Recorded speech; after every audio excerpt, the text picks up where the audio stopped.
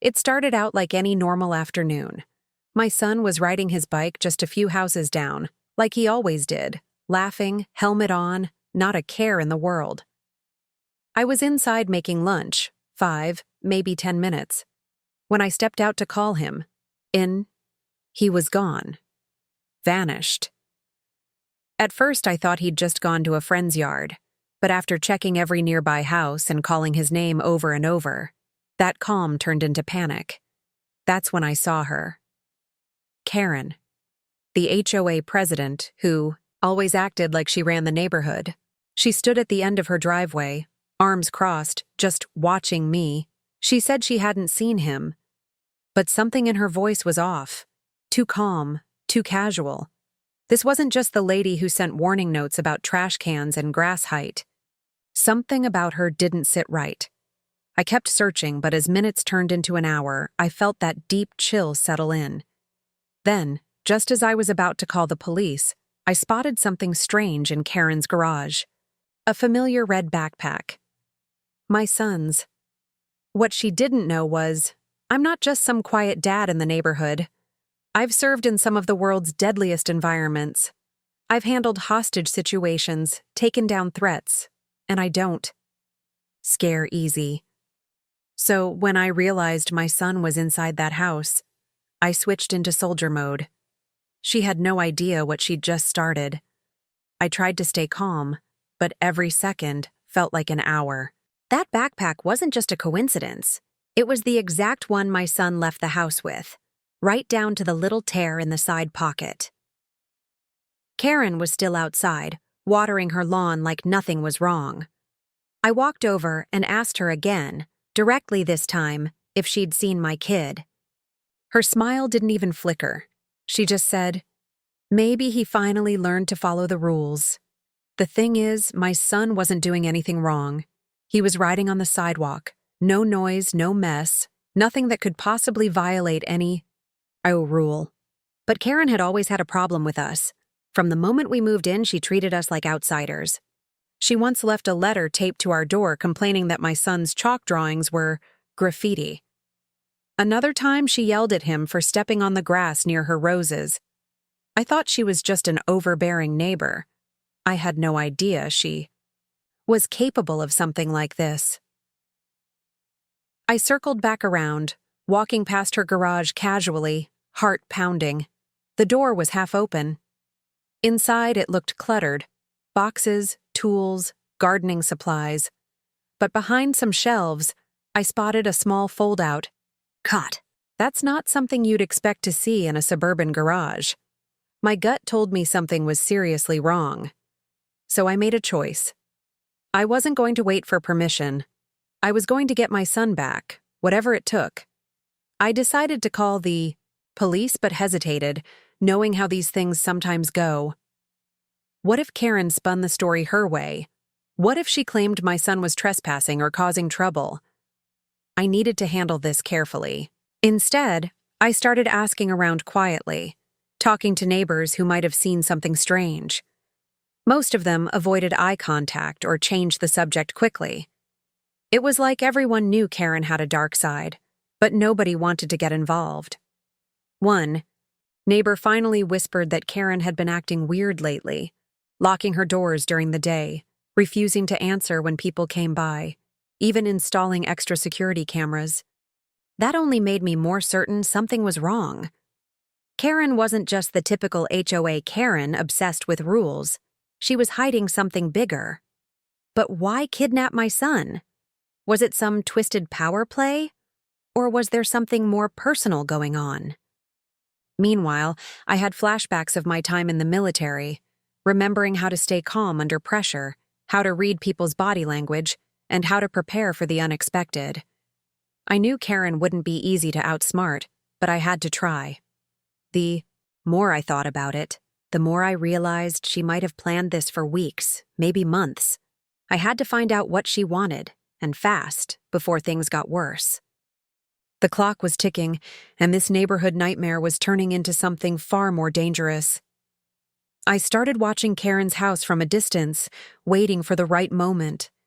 I noticed her patterns, the way she left for short errands, how she peeked out the windows whenever someone passed by. I knew I had to be careful. Rushing in could put my son in even more danger. Every minute felt like a lifetime. My heart pounded like I was back on a mission. But this time the stakes were even higher. This was my son, my family. One evening, I saw her unlock the garage and step inside, carrying a small bag. My instincts told me she might be moving him, or preparing for something worse. I kept my phone ready, dialed a trusted friend who was still active duty, and quietly shared what I'd seen. He told me to stay low and be ready for anything. The next day, I caught a glimpse of my son's red backpack again, this time sitting near the back door of the house. It was like a silent cry for help. I tried to approach quietly, but Karen caught me looking.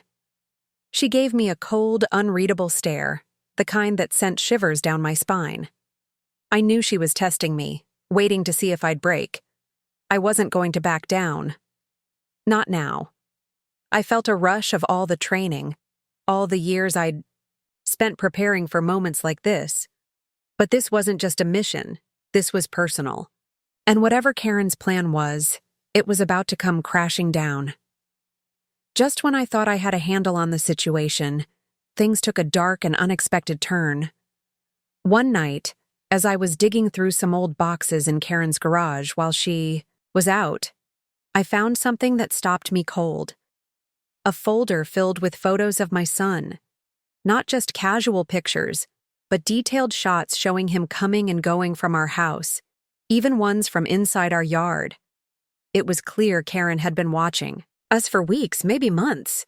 But that wasn't all. Inside the folder was a handwritten note with a chilling message. "You can't stop what's coming. Let's see how far you're willing to go." My heart sank. This wasn't just about control or petty HOA power plays anymore. Karen was playing a deeper, darker game. She wasn't just crazy, she was dangerous. Then I got a call from a neighbor who said she'd seen Karen talking to someone late at night in a black car. The stranger was never around during the day, and no one knew who he was. That sent alarm bells ringing in my head. Was Karen working with someone else? Was my son caught in something even bigger? My military training kicked in, but this wasn't a battlefield I was prepared for. The stakes were higher than ever, and time was running out. I had to act fast before Karen's twisted plan spiraled completely out of control, and before my son disappeared for good. I knew I couldn't wait any longer. With my heart pounding and every sense on high alert, I decided to confront Karen directly. Late that night, I slipped into her garage, using the skills I'd learned in the military to stay quiet and unseen. I found the door to a small hidden room and pushed it open slowly.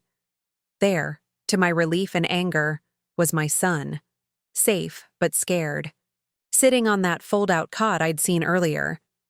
Before I could react, Karen appeared behind me, her face twisted in anger. She admitted she'd taken my son to get me to back off, to leave the neighborhood, and stop digging into her secrets. The man in the black car? He was her brother, involved in illegal activities, using the neighborhood as a front. That's when I realized this was bigger than a simple HOA dispute. It was a criminal operation hiding in plain sight. With no time to waste, I called the police and held Karen at bay until they arrived. She was arrested along with her brother, and my son was finally safe. The neighborhood, shaken but relieved, started healing from the shock. Just when I thought it was over, my phone buzzed with a message from an unknown number. "This isn't the end. Watch your back." I glanced over at my son, determined to protect him no matter what. This nightmare was far from over, but we'd face whatever came next together. After Karen and her brother were taken away, the neighborhood slowly began to breathe again. The tension that had hung over us like a dark cloud started to lift. My son was safe, and that was the most important thing. But I couldn't shake the feeling that someone out there was still watching, waiting for the right moment to strike. The message on my phone reminded me that even though this chapter had closed, the story wasn't quite finished. I spent more time with my son, making sure he felt safe and loved. He didn't fully understand everything that had happened, but he knew his dad was there to protect him, no matter what. The neighbors began talking openly about Karen's strange behavior and the secrets she'd hidden behind her perfect HOA smile. It was a reminder that sometimes danger hides in the most familiar places. Looking back, this experience taught me a lot about trust, vigilance, and the lengths people will go to control others. It also reminded me that being prepared, mentally and physically, can make all the difference when things go sideways. I'm sharing this story not just because it's wild or scary, but because it's real. If you ever feel something's off, trust that gut, speak up, and never underestimate what a parent will do to protect their child. Our neighborhood will heal, and so will we. But I'll always be ready, just in case Karen, or someone like her, decides to come back.